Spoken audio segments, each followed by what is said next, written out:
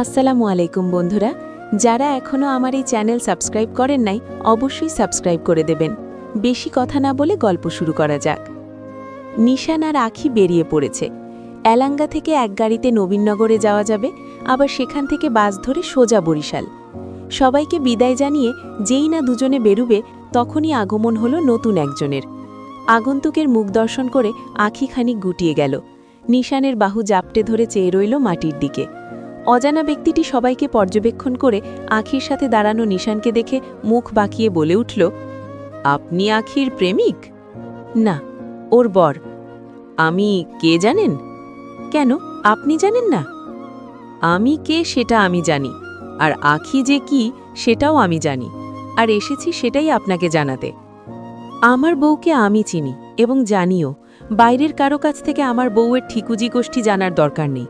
ওর মনের প্রতিটা ভাঁজ আমার চেনা। আপনার চেনা প্রিয়তমা যে এক ছেলের হাত ধরে পালিয়েছিল বিয়ের দিন, তাকে জানেন? তাও আবার এক রাত কাটিয়ে এসেছে সেই ছেলের সাথে। আরে ভাই, এমন! আমার বাবার একটাই বউ, আর ছেলেও আমি একাই। সেও তার বাবার একমাত্র ছেলে ছিল। আমার কোনো ভাই নেই, সো নো ভাই নো ব্রাদার। এটা ছিল প্রথম কথা।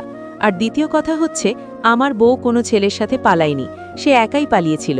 কারণ সে জানত তার বাবা যে পুরুষরূপী পশুর সাথে তার বিয়ে ঠিক করেছে, তার না আছে বিবেকবোধ আর না হয়েছে মনুষ্যত্ব বিকাশ। পালানোর কথা শুনলেই যে সেই জ্ঞানহীন পশু বিয়ে ভেঙে দেবে, সেটা জেনেই ও পালিয়েছিল। পালিয়ে নিজের বান্ধবীর বাসায় ছিল এক রাত। তোর সাহস! কিন্তু সাহস না থাকলে এক জেলা থেকে আরেক জেলায় এসে আখিকে বিয়ে করে নিয়ে যেতে পারতাম কি? পারতাম না। আমি আপনার মতো কাপুরুষ নই। বউ মরেছে 2 মাস হয়নি, তার আগেই বিয়ের পিড়িতে বসে গেছেন। বলি, লোক লজ্জা বলেও তো কিছু থাকা উচিত নাকি? লজ্জা করে না কাপুরুষ কোথাকার? শুনেছি বউ মরার 1 মাসের দিন থেকেই ঘটক লাগিয়েছেন মেয়ে খুঁজতে। শ্রাদ্ধের কাজ শেষ করে নাকি রাতে মেয়ে দেখাও হয়েছে। আপনাকে তো পশুর সাথে তুলনা করলেও পশুজাতকে ছোট করা হবে। নিশানের গম্ভীর গলায় বলা শক্ত কথাগুলো হজম করে নিল রতন। মুখে কোনো লজ্জালু রেশ নেই তার। অপরাধবোধ তো দূর, উল্টে 32খানা দাঁত বের করে ফিক করে হেসে উঠল। তারপর নিশানকে বলল, এমন উদারনীতির মহান বাক্য শুনিয়েই বুঝি পটিয়েছেন আখিকে। আচ্ছা, আজ বাদে কাল আখি যদি মরে যায়, তাহলে বাকি জীবন সাধুসঙ্গ করে সন্ন্যাসী হয়ে কাটাবেন নাকি? বিয়ে করবেন না? সারা জীবন কেউই বেঁচে থাকে না, মরতে একদিন সবাইকে হয়। ওপরওয়ালা না করুন, আখির যদি কিছু হয়ে যায়, তাহলে বাকি জীবন পার করার জন্য আমার আখির পরিবর্তে কাউকে চাই না। আখির সাথে কাটানো এক মুহূর্তের সুখস্মৃতি নিয়ে আমি এক জীবন অনায়াসে সুখে কাটিয়ে দিতে পারবো। আর আপনার যা ব্যক্তিত্ব আর কথা বলার রুচি, তাতে আপনার সাথে মুখে নয় হাতে পায়ে কথা বলা উচিত। কিন্তু আমার আজ সে সময় নেই, তাই ঠিকঠাক আলাপচারিতা সারতে পারলাম না, দুঃখিত। আজ আসছি। ভবিষ্যতে শ্বশুরবাড়ি পা রাখলে আপনার সাথে ঠিকঠাক আলাপ করার সময় আর সুযোগ দুটো হাতে নিয়েই আসব। সে পর্যন্ত আমার জন্য হলেও সুস্থ থাকবেন আর বেঁচে থাকবেন। নিশান রতনের সাথে কথা শেষ করে আখির হাত ধরে বেরিয়ে যায়। বাকিরাও বেরিয়ে যায় ওদের এগিয়ে দিতে। শুভ অটো দাঁড় করিয়ে রেখেছিল। সবাই মিলে একসাথে অটো নিয়ে চলে যায় স্ট্যান্ডে। বাসে ওঠার আগ মুহূর্তে নিশান ফাল্গুনিকে জিজ্ঞেস করে সে কবে ফিরে যাবে বরিশালে। ফাল্গুনি বলে মায়ের সাথে একটা দিন কাটিয়ে তারপর ফিরবে। জাগ্রতর সাথেও আলাদা করে কথা বলে কিছুক্ষণ।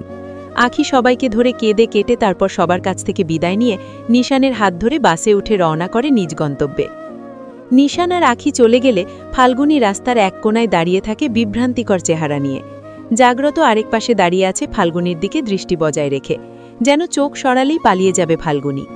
বিলাসী দেবী ফাল্গুনিকে ওভাবে দাঁড়িয়ে থাকতে দেখে নিজেই অটো ডেকে নেন বাড়ি ফেরার জন্য।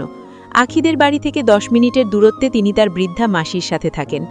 ফাল্গুনিকে ডেকে অটোতে উঠে বসতে বলে উঠে পড়লেন তিনি। ফাল্গুনির আগে আগে অটোতে উঠে বসল জাগ্রত। ফাল্গুনি তা দেখে আশ্চর্য নয়নে মায়ের দিকে তাকালে তিনি মুখ ফিরিয়ে অটোওয়ালাকে তাড়া দিয়ে বলেন অটো স্টার্ট দিতে। অটোওয়ালা অটো স্টার্ট দিলে ফাল্গুনি বড় একটা শ্বাস নিয়ে উঠে পড়ে অটোতে। সন্ধে হয়েছে বেশ কিছুক্ষণ আগে। চারপাশে অন্ধকারে ডুবে আছে পুরো বাড়ি। কৃত্রিম আলোয় বিলাসী দেবী বসে আছেন বারান্দায়। বিরক্তি প্রকাশ করার মতো কোনো শব্দ খুঁজে পাচ্ছেন না তিনি।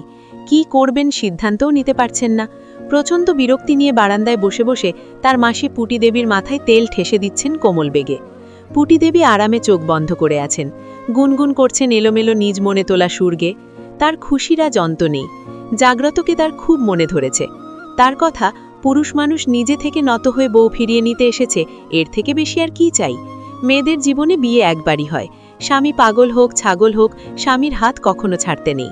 স্বামী স্ত্রী ভুল করলে একে অপরকে শুধরে দেবে, অন্যায় করলে শাস্তিও দেবে, তবু কেউ কাউকে ছাড়বে কেন? জাগ্রত বাড়ি এসেই পুটিদেবীকে পটিয়ে নিয়েছে। সারাদিন ভালোই কেটেছে কোনোভাবে, কিন্তু সন্ধ্যায় যখন পুটিদেবীর সাথে জাগ্রত আলাপ করছিল ফাল্গুনীকে আগামীকালই ফিরিয়ে নিয়ে যাওয়ার কথা, সে কথা শুনে রেগে গেছে ফাল্গুনী। ফাল্গুনী ফিরে যাওয়া তো দূর, জাগ্রতকে মন থেকে ক্ষমাও করতে পারছে না। জাগ্রতর চোখে চোখ রাখলে নিজেকে ছন্ন ছাড়া লাগে। বুকের পাঁজরে ধুকপুক করার হৃৎস্পন্দন জানান দেয় সুপ্ত অনুভূতির উপস্থিতির কথা, কিন্তু ভেতর থেকে কোথাও আটকে দেয় বারংবার। সবকিছু এলোমেলো লাগে, জাগ্রতকেই সবকিছুর জন্য দোষী বলে মনে হয়। ক্ষমা করার অজুহাত খুঁজে পায় না, আবার ঘৃণা করার জোরও মনে পায় না। সেই সন্ধে থেকে গত 1 ঘন্টা যাবৎ উঠোনে একা একা বসে আছে ফাল্গুনী।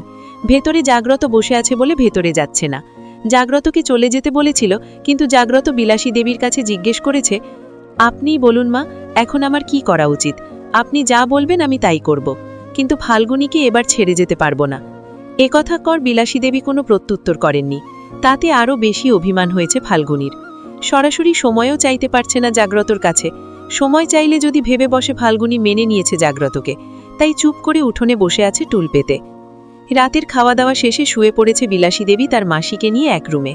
টিনের পাকা করা ঘরটায় বড় করে শোবার ঘর দুটো, আর বারান্দায় একটা ছোট্ট খোপের ঘর আছে ঘুমানোর মতো।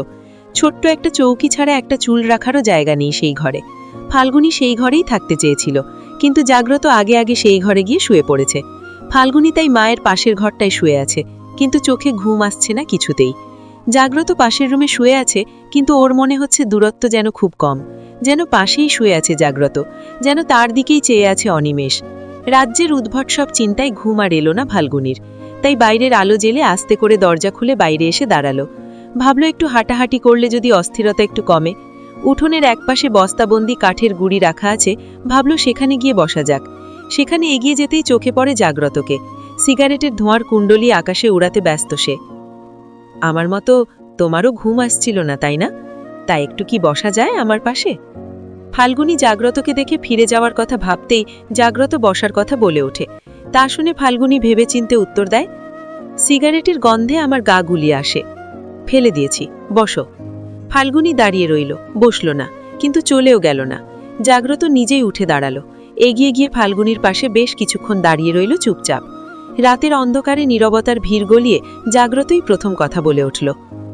অনেক তো কথা হলো, অভিযোগের কথা, দোষারোপের কথা, কষ্টের কথা, অভিমানের কথা। এবার আমার একান্ত কিছু কথা বলি। আমার একান্ত মনের গল্প, যা শুধু আমার আর আমারই, অন্য কোনো ভাগিদার নেই যে গল্পের। ফাল্গুনী হ্যাঁ বা না কোনো জবাব দিল না, নীরব রইল। জাগ্রত অপেক্ষা করল না ফাল্গুনীর জবাবের জন্য। চোখ বন্ধ করে বড় করে শ্বাস টেনে বলল, তুমি যাদের আমার বাবা মা বলে চেনো, তারা আমার বাবা মা নয়, তাদের সাথে আমার রক্তের কোনো সম্পর্ক নেই। ফাল্গুনী চকিতে বিস্মিত নয়নে তাকালো জাগ্রতর পানে, কোনো প্রশ্ন করতে ভুলে গেল। কথাটা ঠিক বিশ্বাস হয়ে উঠল না যেন। জাগ্রত কিছুক্ষণ চুপ থেকে আবারও বলল, আমার জন্মদাত্রী যিনি ছিলেন, তিনি নাকি কাজ করতেন মায়ের বাপের বাড়িতে। আমার জন্মের সময় মারা গেছিলেন আমার জন্মদাত্রী মা। তারপর আমাকে দত্তক নিয়ে লালন পালন করে বড় করেছে তারা, যাদের তুমি আমার বাবা মা বলে চেনো। তারা তাদের আচরণে কখনো বুঝতে দেননি আমি তাদের সন্তান নই। আমার বোন নীলিমা, ওকেও একটা অনাথ আশ্রম থেকে দত্তক নিয়েছিল বাবা মা, তাও আবার আমার জন্যই। আমি আমার বন্ধুদের বোন দেখে মায়ের কাছে বোন চেয়ে 2 দিন কান্না করেছিলাম, তাই এনে দিয়েছিল আমাকে বোন। আমার বাবা একজন মানুষ হিসেবে যতটা যোগ্য, একজন বাবা হিসেবেও ঠিক ততটাই সুযোগ্য, তার কোনো তুলনা হয় না। কিন্তু মা, সে আমাদের মা হিসেবে যতটা উত্তম আর শ্রেষ্ঠ, একজন মানুষ হিসেবে তেমন ছিল না। ছোটবেলায় খেয়াল করতাম বাড়িতে যখন কোনো প্রতিবেশী আসত, তার সাথে অন্যদের নিয়ে সমালোচনা করত মা। সোজা বাংলায় বলতে পারো, কুবুদ্ধি দিত সংসারে অশান্তি লাগানোর। তার বাপের বাড়ি বা অন্যান্য আত্মীয়দের সাথেও খুব একটা পড়তো না মায়ের। কার ঘরে কি হলো, কে কি করলো, কার মেয়ে পালালো, কার ছেলের বউ কেমন, কার ঘরে কবে ঝগড়া লাগলো, কত শত প্রসঙ্গ। আমার খুব খারাপ লাগতো, কিন্তু কিছু বলতে পারতাম না, কারণ আমি জানতাম আমি তাদের নিজের সন্তান নই। আশেপাশের আত্মীয়দের কাছ থেকে তা শুনে শুনেই বড় হয়েছি। তবে মায়ের ভয়ে কেউ মায়ের সামনাসামনি বলতো না কিছু। মা খুব আগলে রাখতো আমাকে এসব থেকে। বাইরে যেমন মা চলতো, যার সাথে যেমনই করত, আমাদের ভাই বোনকে কোনোদিন কুশিক্ষা প্রদান করেনি, সবসময় সুশিক্ষা দিয়ে গেছে। খুব ভালোবেসে যত্ন করে মানুষ করেছে আমাদের। নিজের সন্তান না হওয়া নিয়ে কোনোদিন দুঃখ করতে দেখিনি মাকে। নীলিমার থেকে 1000 গুণ বেশি ভালোবাসত মা আমাকে, কিন্তু কিছু খাওয়া বা দেওয়ার সময় সমান ভাগ করেই দিত আমাদের দুজনকে। মা হওয়ার দায়িত্ব খুব যত্ন করে পালন করেছে মা। আমাকে কোনোদিন নিজ মুখে বলা তো দূর, বুঝতেও দেননি যে আমি তার ছেলে নই। সেই ছোটবেলা থেকেই দেখতাম সবাইকে বুক ফুলিয়ে বলতো, আমার ছেলের বউ হবে পুতুলের মতো, দুধে আলতা হবে গায়ের রং, চোখগুলো হবে কেমন কেমন যেন বিশ্লেষণ করত, ঠিক সেভাবে বলতে পারছি না।